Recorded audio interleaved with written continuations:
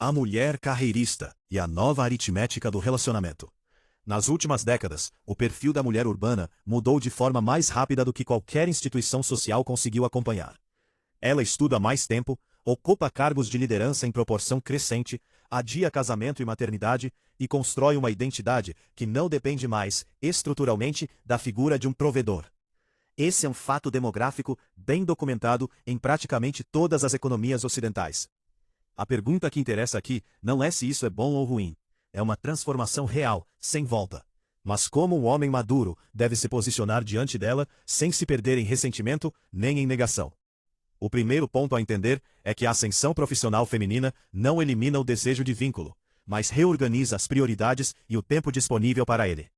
Pesquisas sociológicas mostram, de forma consistente, que mulheres em posições de alta exigência profissional relatam menos tempo e energia disponíveis para investir em relacionamentos no formato tradicional, e tendem a ser mais seletivas quanto ao parceiro, priorizando compatibilidade de status e ambição semelhante. Isso não é um defeito de caráter, é simplesmente lógica de escassez de tempo aplicada a uma vida com múltiplas exigências competindo pelo mesmo recurso finito. Aqui entra um conceito que a literatura Red Pill costuma chamar de hipergamia. A tendência estatística de mulheres buscarem parceiros iguais ou superiores em status, recursos ou potencial, mesmo quando elas próprias já alcançaram autossuficiência. É importante tratar esse conceito com cautela.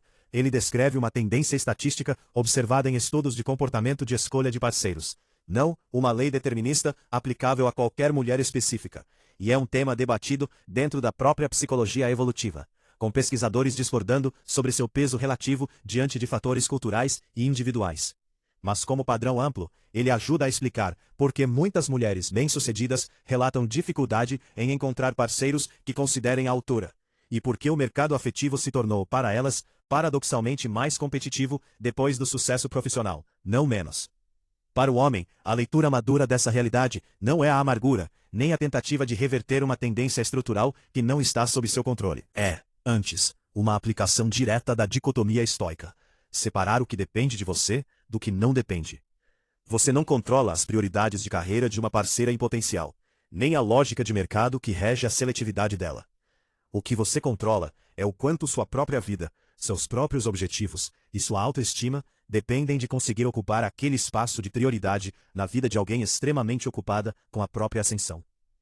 Isso leva a uma postura prática interessante, muitas vezes defendida em círculos MGTOW, construir a própria vida, carreira, patrimônio, propósito, círculo social, de forma independente do resultado romântico, para que o relacionamento, se acontecer, seja um complemento e não uma dependência estrutural. Um homem que organiza sua identidade inteira em torno de conquistar ou manter a atenção de uma parceira carreirista de alto desempenho, está na prática competindo por um recurso escasso, o tempo e a energia dela, usando como moeda a própria autoestima. Isso raramente termina bem, porque cria uma dinâmica de súplica, não de parceria entre iguais. Vale considerar também um exemplo hipotético comum em grandes centros urbanos. Uma executiva de 35 anos, com rotina de 60 horas semanais, relata em conversas informais que sente falta de tempo para investir em relacionamentos sérios, mas também relata dificuldade em se interessar por parceiros que não compartilhem ambição equivalente. Um homem que reconhece esse padrão não tenta se encaixar forçadamente numa agenda que não é dele, nem julga moralmente a escolha dela. Ele simplesmente avalia com clareza se aquele tipo de dinâmica é compatível com o que ele mesmo busca para sua própria vida, e segue construindo a própria trajetória, independentemente da resposta.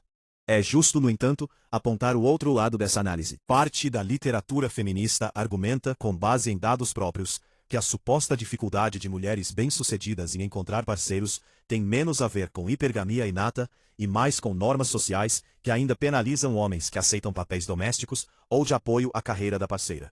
E que a narrativa da mulher carreirista sozinha, às vezes, é usada de forma seletiva para reforçar estereótipos, ignorando que muitas dessas mulheres escolhem deliberadamente não priorizar relacionamento romântico, por realização genuína na vida profissional, e não por fracasso amoroso disfarçado. Ambas as leituras coexistem na literatura, e um observador honesto reconhece que os dados admitem mais de uma interpretação. O que fica no fim é uma lição estoica de fundo. Nem toda mudança social precisa ser combatida ou lamentada.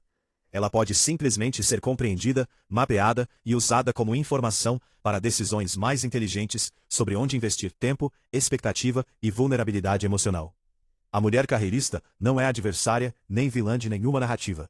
É apenas parte de uma equação social em transformação. E cabe ao homem maduro decidir, com clareza e sem ressentimento, que tipo de equação ele está disposto a resolver.